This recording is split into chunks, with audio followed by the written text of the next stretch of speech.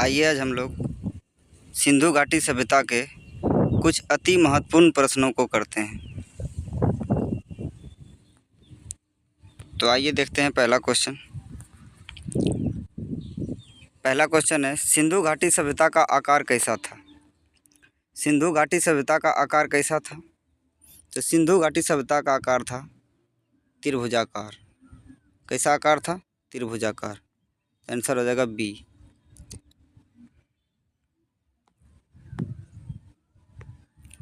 सिंधु घाटी सभ्यता की खोज कब हुई थी? तो सिंधु घाटी सभ्यता की खोज सन 1921 ईस्वी में हुई थी। 1921 ईस्वी में। किसने किया था? तो दयाराम साहनी। दयाराम साहनी ने।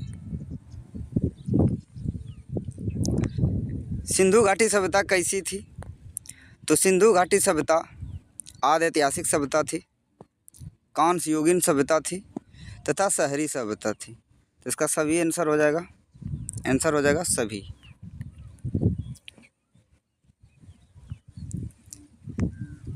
सिंधु घाटी सभ्यता की खोज किस विधि से हुई थी? तो सिंधु घाटी सभ्यता की खोज किस विधि से हुई थी? इसका सही आंसर हो जाएगा C14 पद्धति के द्वारा, यानी कार्बन 14 पद्धति के द्वारा सिंधु घाटी सभ्यता की खोज हुई थी।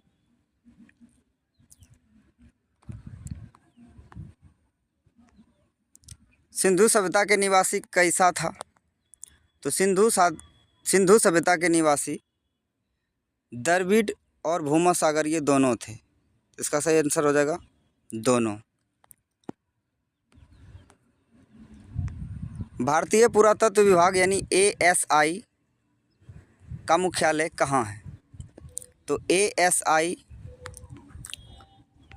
का मुख्यालय कहाँ है? तो इसका सही आंसर हो जाएगा नई दिल्ली। इसकी स्थापना कब हुई थी? 1861 में। भारतीय सर्वेक्षण पुरातत्व विभाग की स्थापना कब हुई थी? 1861।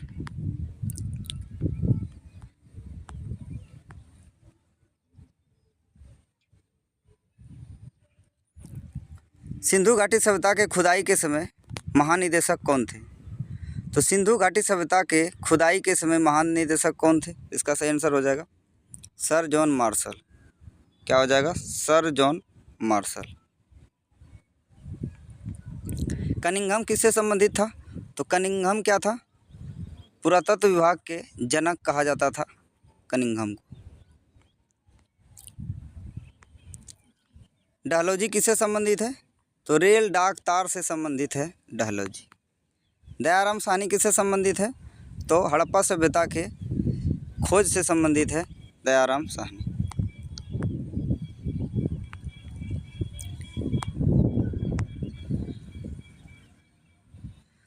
निम्न में से कौन सा स्थल सिंधु घाटी सभ्यता का सबसे पश्चिमी स्थल है? तो आइए देखते हैं।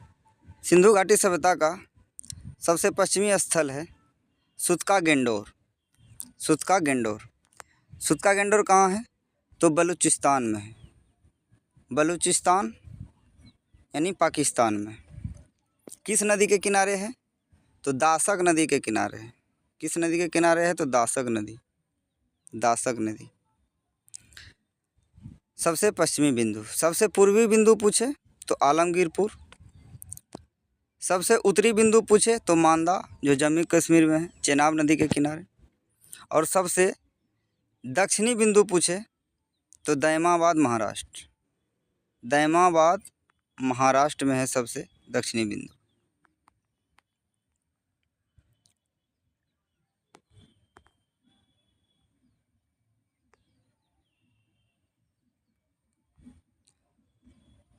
कौन सिंधु सभ्यता के सबसे बड़े नगर नहीं है?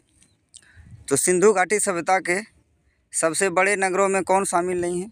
इसका सही आंसर हो जाएगा लोथल। गनवारी वाला है, कालीबंगा है, मोहनजोदड़ो है। लोथल इसके बड़े नगर नहीं हैं, बल्कि लोथल व्यापारिक स्थल थे, यानी बंदरगाह थे। लोथल क्या था? बंदरगाह। बंदरगाह थे।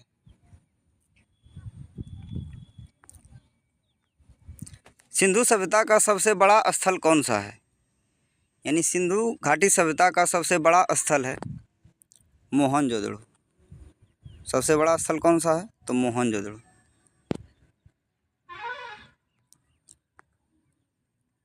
मनुष्य द्वारा प्रयोग किया गया प्रथम औजार क्या था? यानी मनुष्य के द्वारा प्रयोग किया गया प्रथम औजार क्या था?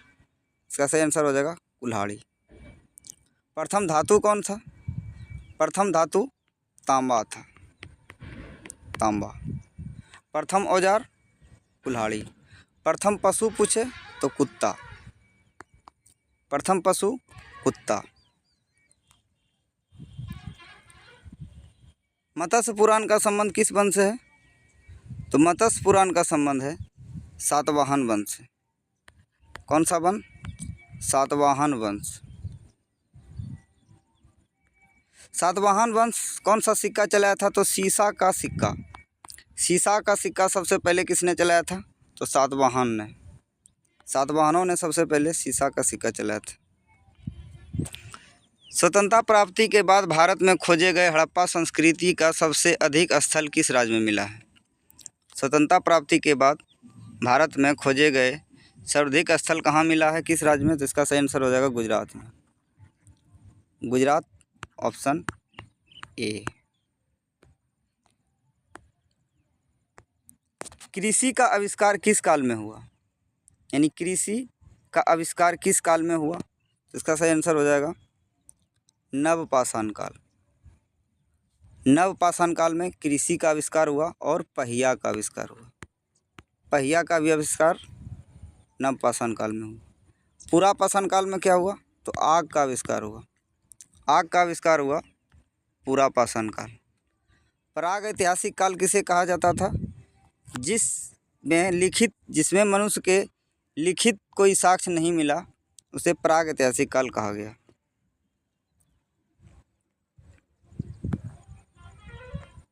कृषि का प्रथम उदाहरण कहाँ मिलता है? तो कृषि का प्रथम उदाहरण कहाँ मिलता है? इसका सही आंसर हो जाएगा मेहरगढ़। मेहरगढ़। कोल्डीहिवा में क्या है? चावल के प्राचीनतम दाने के साक्ष्य मिले हैं कोल्डीहिवा में। रंगपुर और लोथल एक ऐसा स्थल है जहाँ चावल के दाने प्राप्त हुए हैं। चावल के दाने लोथल और रंगपुर। इसका सही आंसर हो जाएगा कृषि का प्रथम उदाहरण कहाँ मिला है? तो मेहरगढ़।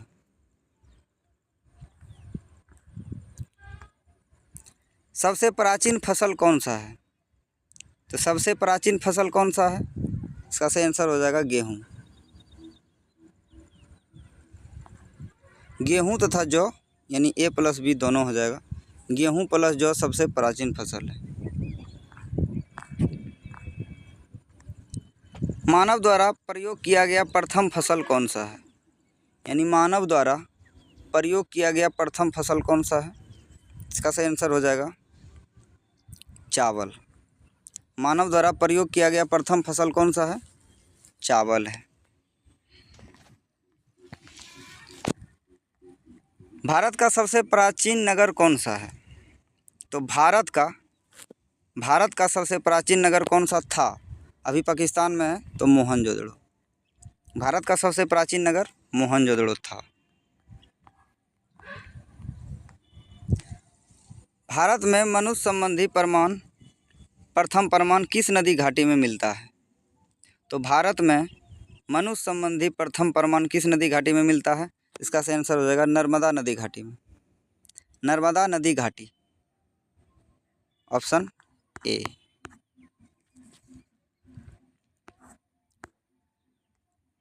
सिंधु सभ्यता का कौन सा स्थल पाकिस्तान में नहीं है? तो सिंधु घाटी सभ्यता का कौन सा स्थल पाकिस्तान में नहीं है? तो आंसर हो जाएगा ऑप्शन डी कालीबंगा। कालीबंगा कहाँ है? तो राजस्थान में। राजस्थान में। बाकी ये तीनों हड़प्पा, मोहनजोदड़ो और चंद्रहुदड़ो, ये तीनों कहाँ हैं? पाकिस्तान में। पाकिस्तान। और कालीबंगा कहाँ है? राजस्थान में।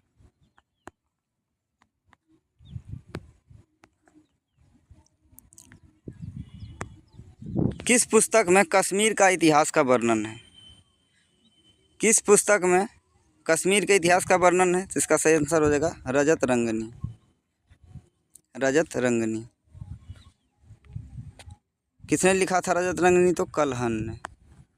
कल्हण।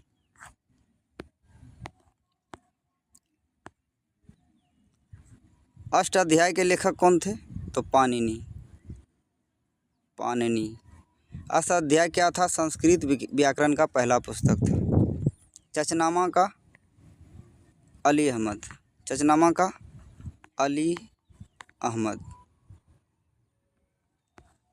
कल्पसूत्र क्या है? तो जैन धर्म का ग्रंथ है कल्पसूत्र। जैन धर्म का इतिहास किस पुस्तक में मिलता है? इसका आंसर हो जाएगा कल्पसूत्र। जैन धर्म का इतिहास किस पुस्तक में मिलता है? इसका सही आंसर होगा कल्पसूत्र, ऑप्शन ए। पुराणों की कुल संख्या कितनी है? तो 18 है। जातक किसका पवित्र ग्रंथ है? तो बौद्धों का। भारतवर्ष का उल्लेख किस अभिलेख में मिलता है? तो भारतवर्ष का उल्लेख किस अभिलेख में मिलता है?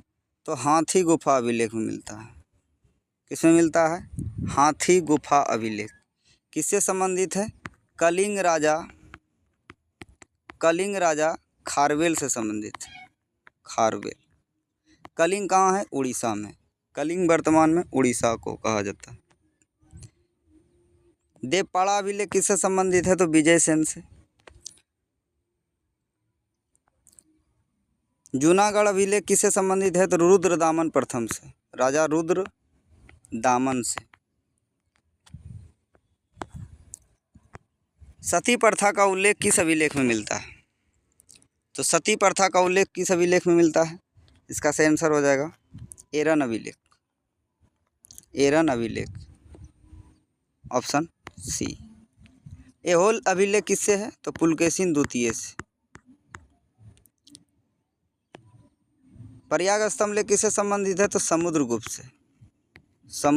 से संबंधित है। 16वीं शताब्दी में किस भारतीय शासक ने चांदी का सिक्का जारी किया और इसे रुपया का नाम दिया? तो इसका सही आंसर क्या हो जाएगा? शेरशाह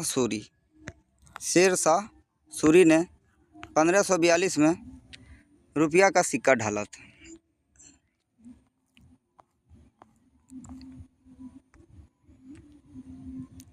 यूनेस्को विरासत स्थल सौर मंदिर किस राज्य में स्थित है? यानी तट मंदिर या सौर मंदिर किस राज्य में स्थित है? तमिलनाडु। किस राज्य में है? Tamil Nadu, option D.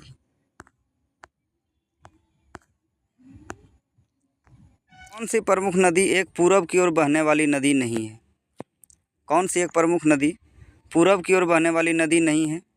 इसका सही आंसर हो जाएगा नर्मदा।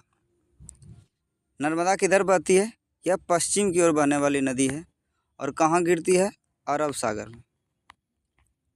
अरब सागर में गिरने वाली भारत की प्रमुख नदियाँ हैं नर्मदा, तप्ती, लूनी, माही, साबरमती। नर्मदा, तप्ती, लूनी, माही, साबरमती।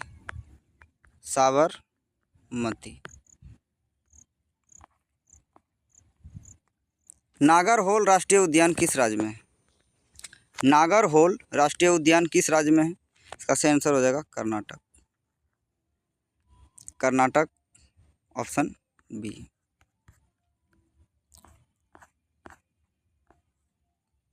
भारत में ब्रिटिश शासन के पहले गवर्नर जनरल कौन थे?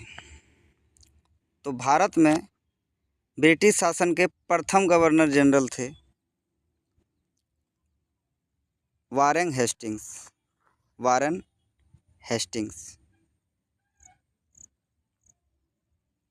Option B.